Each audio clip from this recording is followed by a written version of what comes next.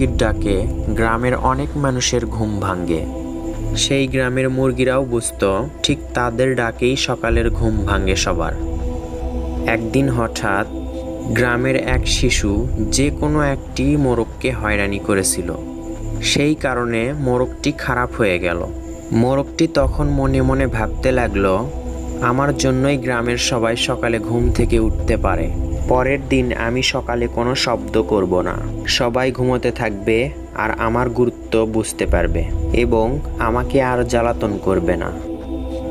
পরের দিন সকালে মোরগ কিছুই বলল না। সমস্ত লোক যথাসময়ে উঠে তাদের কাজ শুরু করে। সে দেখতে পেল সবাই সবার মতো কাজ করে যাচ্ছে। তার জন্য কারো কাজ থেমে থাকেনি এবং থাকবেও না। এই ছোট্ট গল্পটির নৈতিক শিক্ষা হচ্ছে, গর্ব করবেন না।